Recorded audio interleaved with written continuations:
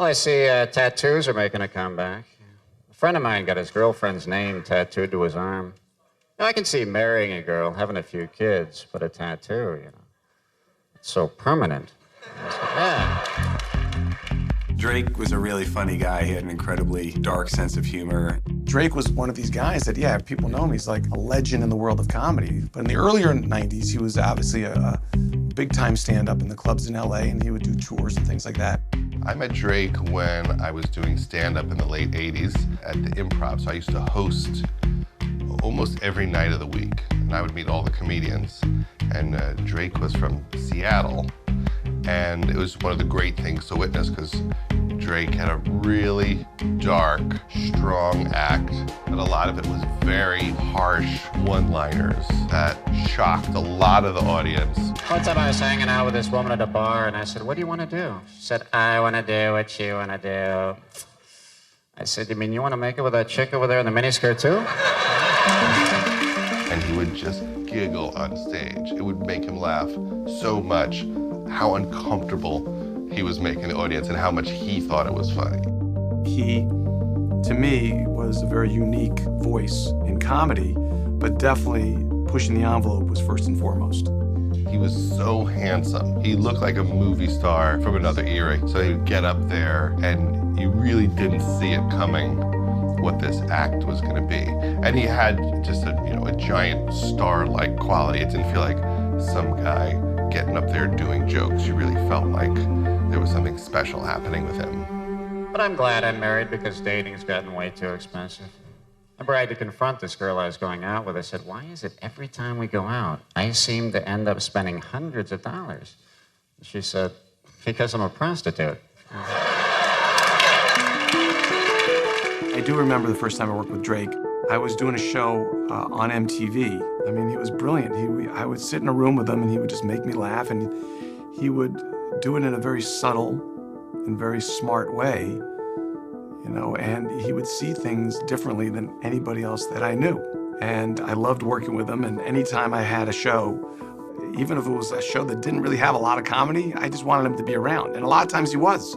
A lot of times I wouldn't even have to pay him. You know, he'd have a full-time job on another show and work till 9 or 10 at night at their offices and then go home. And then at 2 in the morning, I would get a script from him that would help me on something I was working on that he really, like I said, was just doing it because he wanted to.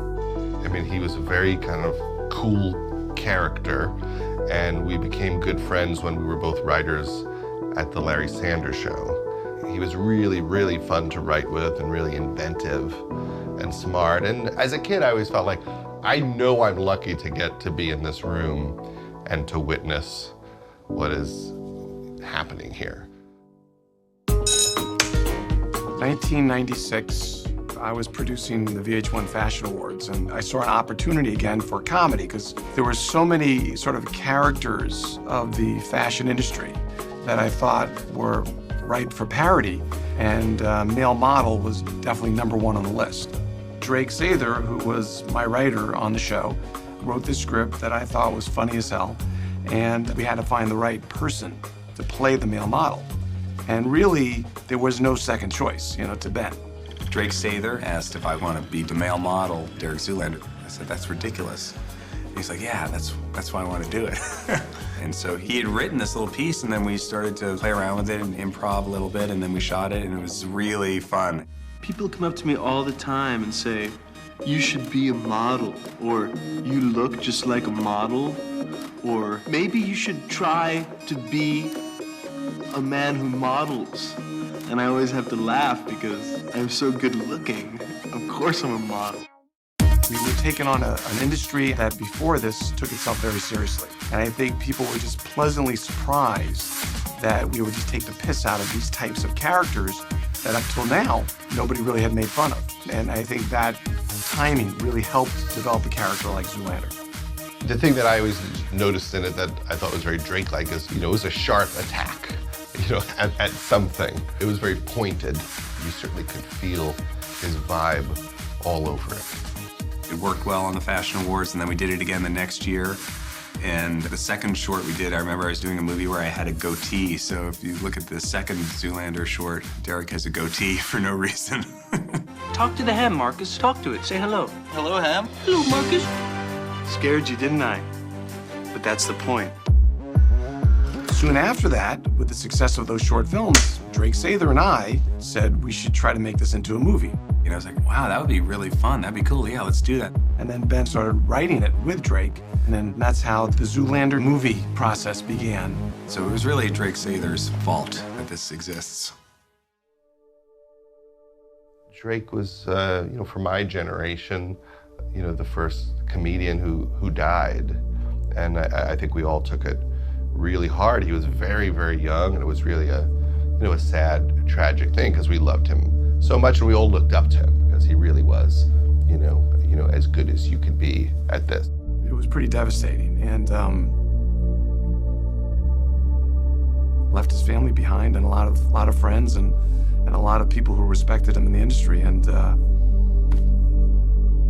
you know, to even talk about it right now, it's like I probably have never really expressed my full emotions.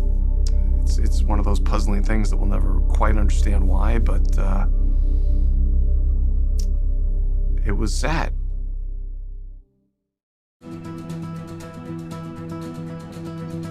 I think if Drake knew there was a sequel 15 years later, he would probably just think, my timing is awful. I think that would be the joke he would make. I think Drake did such a great job creating a foundation for the original movie and this kind of absurdity that would have continued in this one. I would think Drake would be just shaking his head and laughing at the fact that this character that he and Ben intimately spoke of, and it's created this massive following. I think his voice obviously lives on in this. Drake's the other somebody that more people should know about. I mean, it's great that this is happening because, you know, Drake was on television in the era before everybody was on the internet. And so there isn't an enormous amount of footage of Drake performing. There isn't a lot of video of him talking. There were no podcasts. So it's very sad that you can't really catch up and see a lot of Drake because it was just a different era. So in a lot of ways, he remains a mysterious guy to most people. His legacy is that he's just a guy that was just funny as hell, you know, and just was brilliant. I saw a bumper sticker the other day. It said, "Stop the killing in El Salvador." I'm looking at this and I'm thinking, you know, I can't even stop my wife from screwing around on me, you know. Yet all of a sudden I'm supposed to rule Central America. You guys been great. Thank you very much again.